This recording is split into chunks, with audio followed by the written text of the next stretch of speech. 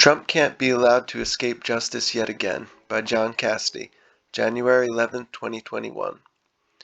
Despite all the outrage sparked by last week's riot, the president has grounds for believing that he won't receive any immediate punishment for openly inciting insurrection. Donald Trump and his dwindling band of loyalists are planning, quote, a defiant final week, end quote, in office.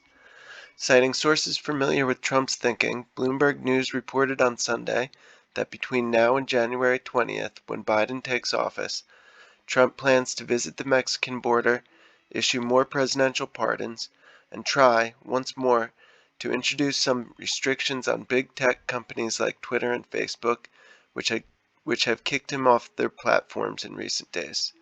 Quote, Trump is confident Vice President Mike Pence and members of his cabinet will not attempt to remove him under the 25th Amendment, end quote. The Bloomberg story went on to say, and the president and his allies, quote, believe Democrats are overreaching by trying to once again impeach him over Wednesday's siege at the Capitol and think Senate conviction would be unlikely, end quote. With Nancy Pelosi and her House colleagues planning an impeachment vote in the next few days if Trump's cabinet colleagues don't act under the 25th Amendment, it is tempting to dismiss stories like this one as mere bluster from Trump. Unfortunately, that could be wishful thinking. Despite all the outrage sparked by last week's riot, Trump still has grounds for believing that he won't receive any immediate sanctions for openly inciting an insurrection. It's conceivable that he could be punished further down the road, but even that is far from certain. Repeating a tragic pattern that has been evident since he launched his first presidential bid in 2015, the American political system is proving too weak and divided to deal with the threat he poses. Let's start with the pitiful figure of Vice President Mike Pence, who was whisked away from the Capitol during Wednesday's riot and seems to have been in hiding since. On Sunday, Hallie Jackson, NBC News White House correspondent, reported that Pence doesn't think it's practical to invoke the 25th Amendment and force Trump from office. Of course, the main thing ruling out such a move is the pusillanimity of Pence and other senior members of Trump's cabinet. If the Vice President, Secretary of State Mike Pompeo, and Treasury Secretary Steve Mnuchin agreed to invoke the amendment, a majority of their colleagues in the cabinet might well support them. All it would require is a bare majority vote, and Pence would take over as president. To be sure, the aftermath would be messy. Trump could contest the cabinet decision and appeal to Congress, where a two-thirds vote of both houses would be necessary to confirm his removal from office. But in the interim, a period that would surely last through January 20th, Pence would be the acting president, and the danger of Trump doing something truly crazy again would be removed. Unfortunately, Trump is right. This isn't going to happen. What about impeachment? On Sunday night, Pelosi said that the House would vote Monday on a non-binding resolution asking Pence to invoke the 25th Amendment, and she called on him to respond, quote, within 24 hours, end quote. If he doesn't, the House Democrats will move ahead quickly with impeachment proceedings, Pelosi indicated. Since more than 200 Democratic representatives have already expressed support for the idea, they shouldn't have any problem passing the articles of impeachment. The problem lies in the Senate, where Mitch McConnell, the majority leader, is invoking procedural rules and saying a trial couldn't begin until January 19th, the day before Biden's inauguration. Quote, McConnell is just playing games, Norm Eisen, a Washington attorney who served as special counsel to the House Judiciary Committee during the 2020 impeachment and trial of Trump, told me on Sunday. If McConnell were to call the Senate back into session this week, an impeachment trial could be completed in the next 10 days, Eisen, who is also a senior fellow at the Brookings Institution, contended. He pointed out that two pieces of critical evidence in the case, including Trump's speech to his supporters on January 6th and the transcript of his January 2nd conversation with Brad Raffensperger, Georgia's Secretary of State, are both freely available. Quote, "The facts are clear, the law is clear," end quote, Eisen said. Quote, "It is just a matter of two votes of courage, one in the House and one in the Senate," end quote. Sadly, there is little chance of McConnell doing the right thing. Even if he surprised everybody, assembling the 17 Republican votes it would take to convict Trump would be a mighty task.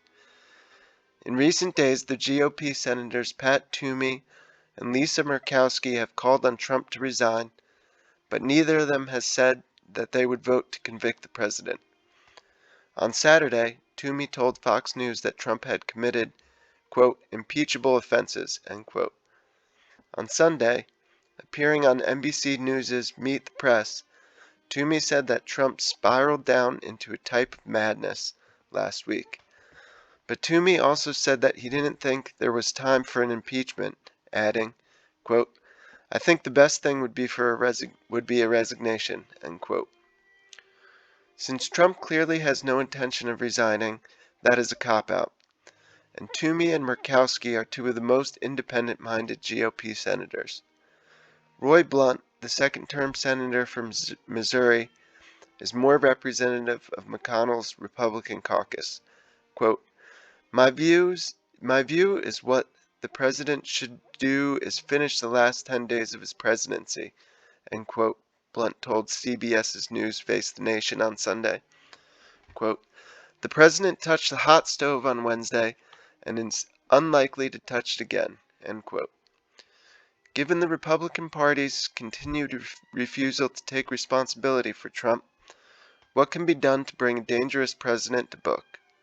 Some Democrats are concerned that starting the Senate trial as Biden takes office, which is the timetable that McConnell has put forward, could endanger the new administration's policy agenda and its hopes of getting its cabinet nominees confirmed quickly.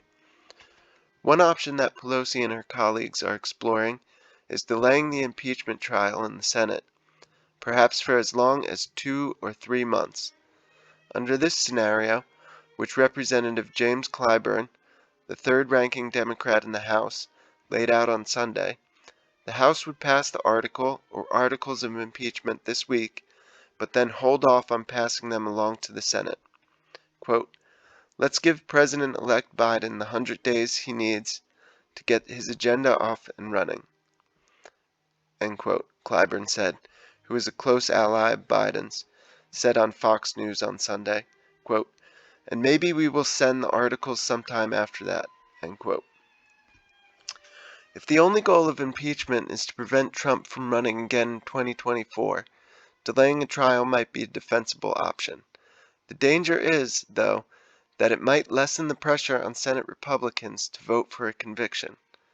With many GOP members already trying to wriggle away from their responsibilities in the immediate aftermath of Wednesday's insurrection, how much less likely are they to answer the call in 3 months? Conceivably, a delayed trial could give Trump yet another burst of publicity at the moment when most Americans are hoping to be rid of him, and then end with him claiming to have been vindicated. One other option that is worth considering, Eisen told me, is invoking Section 3 of the 14th Amendment, which says that anybody who has called for an insurrection against the federal government can't run for office. Trump's actions certainly seem to satisfy the statute, and Section 5 of the amendment gives Congress the power to enforce it. Quote, "That's certainly something that should be in the mix," end quote, Eisen said. Quote, "But we should lead with impeachment," end quote. What's required is a way to punish Trump for his sedition, make sure he can't run for president again, and deprive him of the oxygen he so craves. The permanent ban by Twitter goes a long way toward meeting the third goal, but the first two are arguably even more important. In other democracies, A leader who tried to overthrow an election result and incited a violent insurrection might well be cooling his heels in prison by now. In this country, the job of policing the president falls largely on the legislative branch. For 4 years, it has failed dismally to carry out this task. Even after the unprecedented events of last week, it's far from clear that Congress will prove up to the task now. But this time, surely, and for the sake of American democracy, Trump must be held accountable. I just wanted to look up sedition and see what the full definition of that is. Sedition is conduct or speech inciting people to rebel against the authority of a state or monarch.